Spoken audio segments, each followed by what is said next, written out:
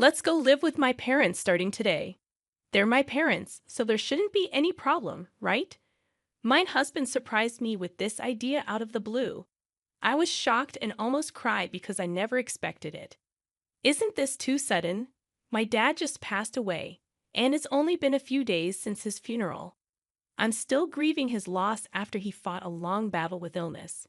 Despite all the sadness from the funeral, my husband decided we should leave our home. We headed to a villa my dad left for me. When we got there, I found out my in-laws were already there, staying in the villa. My name is Natalie, and I'm 33 years old. I work as a designer and have recently started living on my own. I've been married to Justin for 3 years now. My career is going well, and I'm known as a good designer. I earn a decent salary, and the apartment is in my name. My mom passed away when I was in college, and last year, my dad was diagnosed with cancer. He was getting treatment, but it got worse, and he eventually passed away. The doctor told us to prepare for the worst. My dad was really important to me. When I found out he was sick, I was devastated. Watching him get sicker each day, I couldn't sleep because I was so worried and anxious. What did the doctor say about your dad's sickness? Is he getting any better? Should I, as your husband, go see him? My husband kept asking about my dad's health, but I didn't feel like he really cared. It seemed like he was just waiting for my dad to pass away. Before, my husband used to feel insecure because he earned less money than me. I wished he would be proud of my accomplishments and support me during tough times. But instead, he acted childish, always trying to compete with me and wanting to be better than me. My dad told us not to worry about him and to focus on our time together as a couple. But I think we should visit him while we still can. That way, we won't regret it later. I started to dislike my husband more and more. In the beginning of our marriage, I felt a lot of love from him, and we were happy together. But now, his insensitive comments about my dad's illness were too much to handle. I realized that the loving husband I once knew had changed, and it was hard for me to accept. My husband works from home. I planned to work from home too after becoming independent, but he said having someone around distracted me, so I rented a small office and started commuting. Even though the hospital was nearby for me, my husband stayed home all day, leaving all the chores for me to do. I had to juggle work, taking care of my dad, and coming home tired to find a mess my husband made in dishes he hadn't cleaned. He only cared about himself and didn't consider my feelings. Living with him made me realize how little he understood me, and I felt very lonely. After my father passed away, we had already sold our family home as we had discussed with him before. I was busy with funeral preparations until we headed to the funeral hall. But my husband seemed more focused on phone calls or disappearing than helping me. Justin, please help me, especially now. I pleaded with him, but he brushed it off, saying he had work calls to attend to. My frustration with my husband grew as he seemed distant and disinterested during this tough time. His attitude had changed, and he appeared colder than before, leaving me feeling even more sad and isolated. On the day of the funeral, he spent a lot of time chatting with his parents, and their smirks and the looks from others made me feel even more alone. Despite the smooth handling of the funeral procedures, my husband suddenly suggested that we move in with his parents. He said it casually, almost as a joke, but I couldn't believe he would suggest such a thing, especially after the loss of my father. Live together where? We don't have any spare rooms in this apartment, I countered, reminding him that our apartment was already quite full, with one room used for his work materials. Then he mentioned the villa I had inherited from my father. I was taken aback. That villa held special memories of my father, and I wasn't ready to let go of it. But my husband seemed unconcerned about my feelings and continued to push for his parents to move in. Despite my objections, his parents had already made plans to move, and there seemed to be no room for negotiation. Whenever I spoke up, my husband didn't seem to like it. He accused me of being selfish and said I'd neglected our home because of my father's illness and frequent visits. His words were harsh, and they made me feel like my world was crumbling. Now that your father is gone, you need to listen to me, he said coldly. He complained that my father's illness had dragged on for too long and that it had been hard on him too. His lack of empathy for my father and me hurt deeply. I remembered how much pain my father had endured during his illness, and I knew he wouldn't have wanted me to just do whatever my husband said. At that moment, any love I had for my husband seemed to disappear. It hurt even more to realize that my husband was more focused on getting the villa than grieving my father's death. Despite my warnings, my husband was determined to move his parents into the villa. I decided to go along with it, but I couldn't hide my sadness.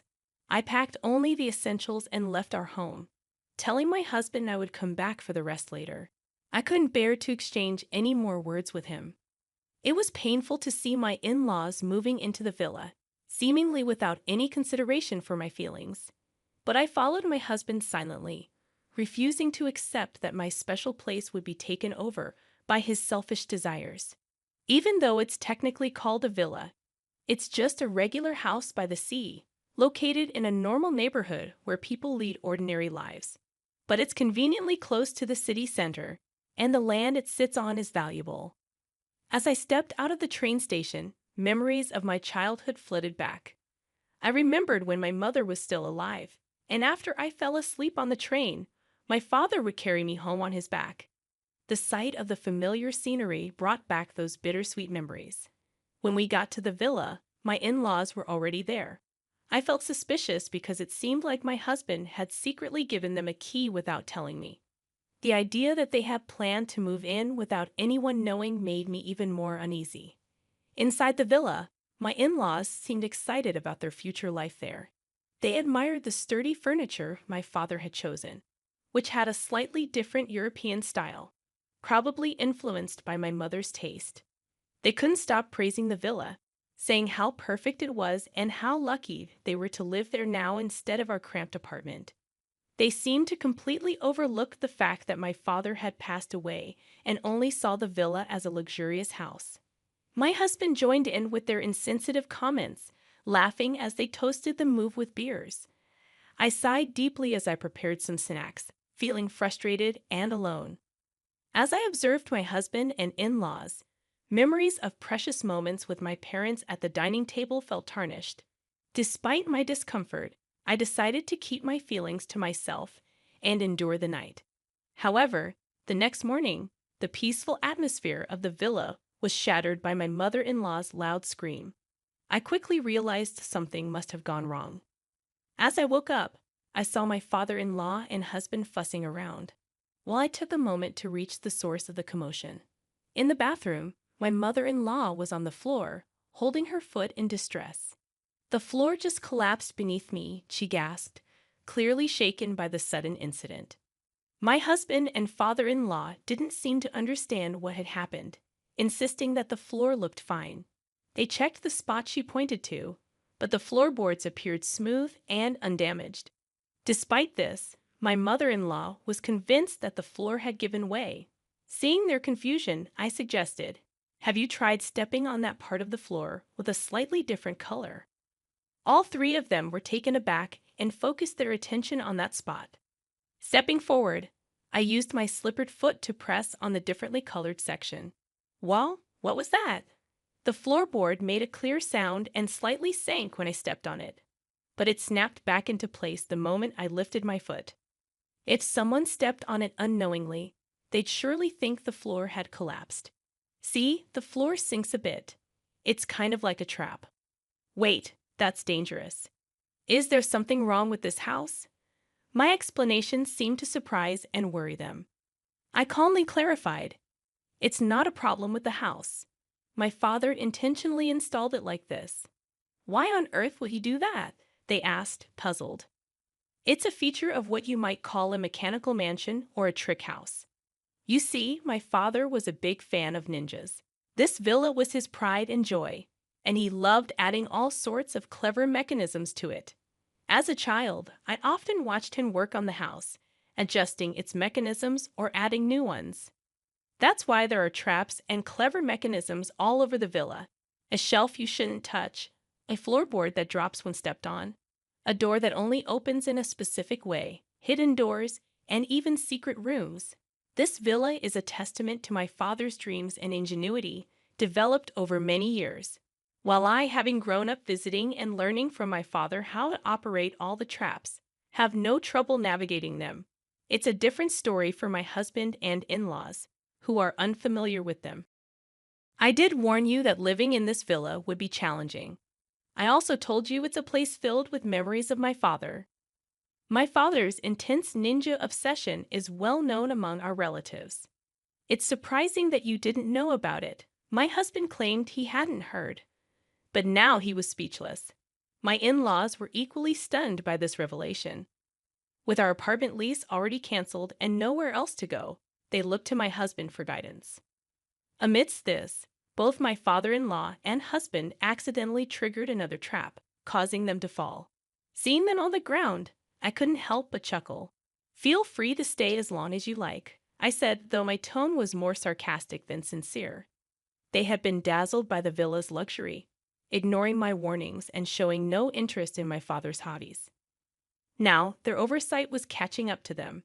Even explaining the dangers of the traps fell on deaf ears. "This isn't a big deal. We'll get used to it," my husband responded confidently. Acknowledging his comment, I said, "I'll head back to the apartment to prepare for our move." However, in reality, I had no moving preparations. I planned to take a few days off and spend time sorting through my father's belongings. As expected, after just 2 days, my husband and in-laws had had enough. During that brief time alone, I found comfort in solitude and began to see things in a more positive light, making plans for my future. Before long, my father's villa became a small tourist attraction in the neighborhood. It was regularly featured in local newsletters as the trick mansion hidden in our residential area. When the villa was occupied, curious people would come to visit, drawn by the intriguing tricks.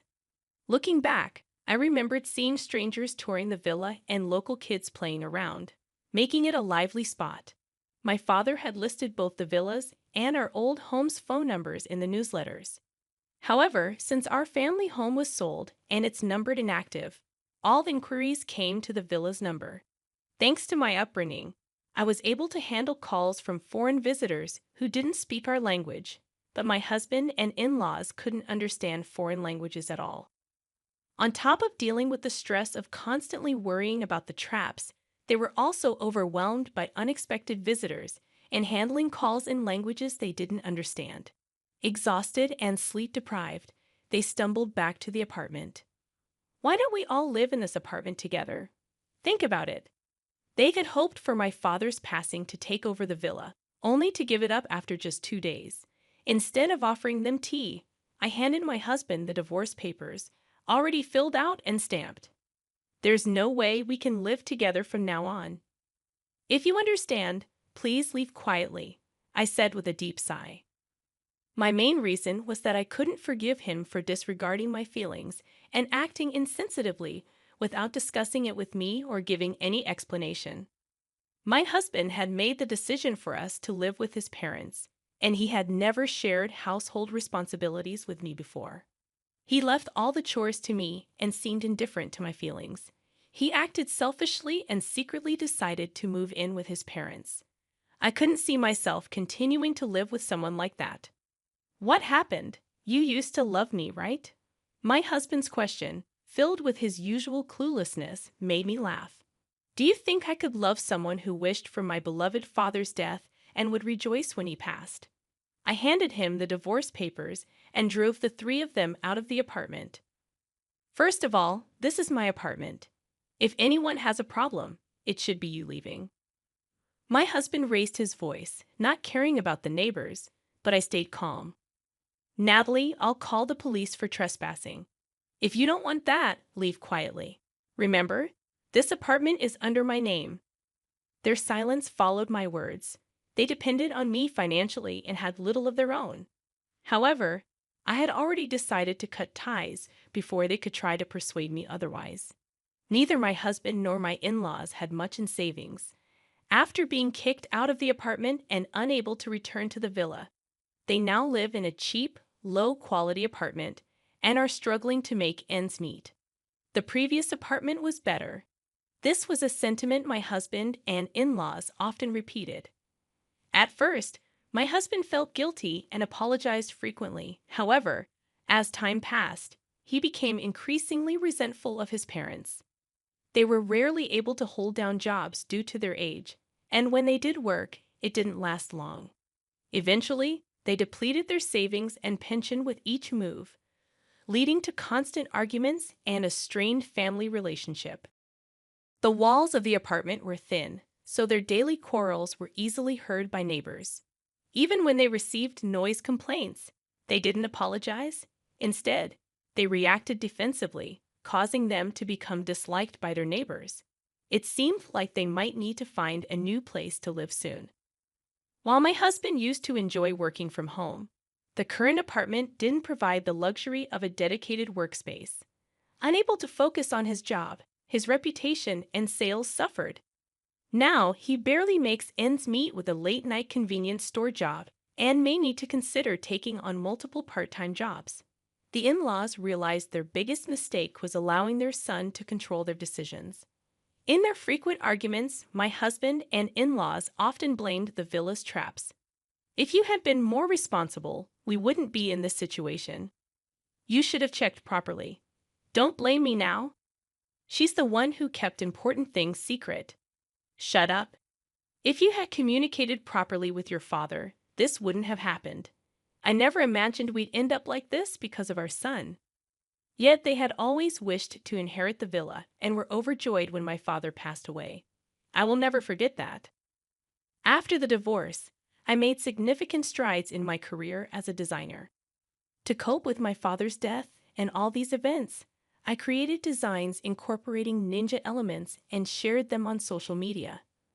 Their popularity grew rapidly, and one day, a major cosmetics company reached out to me. To my surprise, they wanted me to design packaging with an Asian touch, incorporating ninja elements. I felt this work would honor my father's cherished memories. Of course, I eagerly accepted the project and poured myself into it. In the end, it was a huge success. This opportunity catapulted my career forward, allowing me to share joyful updates at my parents' graves. I've kept the mechanical house, preserving it as a special place filled with memories of my father. I began organizing tour schedules and, with a few adjustments, transformed it into a space where both tourists and local children could enjoy for free. Soon, the house garnered significant media attention, bringing in much-needed income to cover ongoing expenses. Additionally, online articles about the house were translated into foreign languages, garnering support from international fans, including elderly individuals who shared my father's passion for ninjas. I'm committed to maintaining this magical place for years to come. Meanwhile, the mechanical house remains a bustling hub of activity, particularly popular among local children. Is this the legendary mechanical house I've heard about? Where are the tricks? Show us! With the help of local volunteers, precautions are taken to ensure the children play safely. Foreign tourists are often amazed by features like the hidden floorboard doors. Wow, this is incredible. I'm so moved to experience such a unique place. What other tricks are here? Despite losing my father and going through a divorce over the inheritance of the villa, I believe the gains have outweighed the losses. The villa has transformed into a memory-filled destination shared with loved ones. Personally, I've undergone a profound transformation, moving forward with renewed optimism and hope.